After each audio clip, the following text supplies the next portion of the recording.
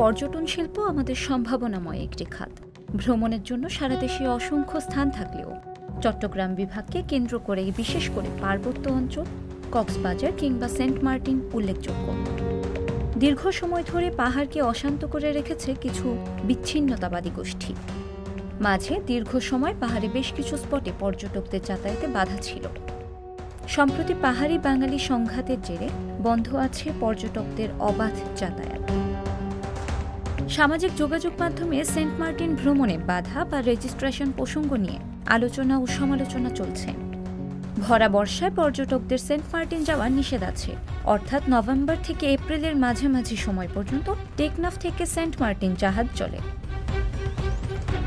তাছাড়া শীতের সময় ছাড়া অন্য প্রায় সব ঋতুতেই উত্তাল থাকে সাগর। তাই সেন্ট মার্টিন ভ্রমণ উপভোগের জন্য শীতের মৌসুমটা সবচেয়ে ভালো ও নিরাপদ। এর মধ্যে মিয়ানমার সীমান্তের অস্থিতিশীল কারণে বেশ কিছুদিন পর্যটকদের জন্য সেন্ট মার্টিন বন্ধ ছিল। এ বিষয়ে পরিবেশ, বন ও জলবায়ু পরিবর্তন মন্ত্রণালয়ের উপদেষ্টা সৈয়দা রিজওয়ানা হাসান এক সংবাদ সম্মেলনে সেন্ট মার্টিন পর্যটন ও সেখানকার পরিবেশ রক্ষা নিয়ে কথা বলেন। সেখানে তিনি বলেন, সেন্ট মার্টিন, কক্সবাজার এবং কুয়াকাটাকে প্লাস্টিক মুক্ত করার উদ্যোগ নেওয়া হয়েছে। সিঙ্গেল ইউজ প্লাস্টিক নিষিদ্ধ করার আগের নির্দেশিকাগুলো মানতে হবে।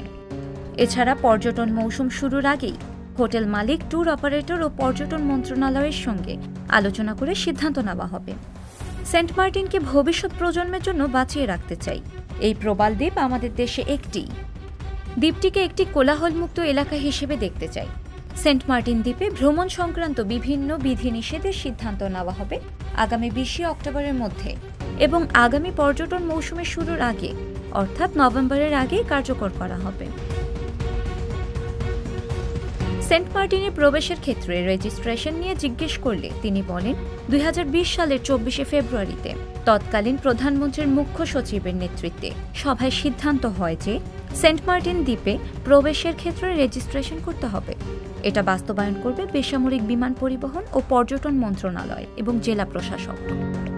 বিগত সরকারের সময় এসব পর্যটন এলাকা নিয়ে 2018 সাল থেকে বিভিন্ন সময় দিনের বেলা পর্যটন চালু থাকবে, রাতের বেলা বন্ধ থাকবে, কেউ থাকতে পারবে না, প্রবেশের ক্ষেত্রে নিবন্ধন এবং সর্বোচ্চ সংখ্যা 1250 জন হবে এবং জাহাজে অতিরিক্ত যাত্রী নেওয়া যাবে না এবং সর্বশেষ 2023 সালে সিঙ্গেল ইউজ প্লাস্টিক নিয়ে যাওয়া যাবে না আইন হলেও একটিও বাস্তবায়িত হয়নি।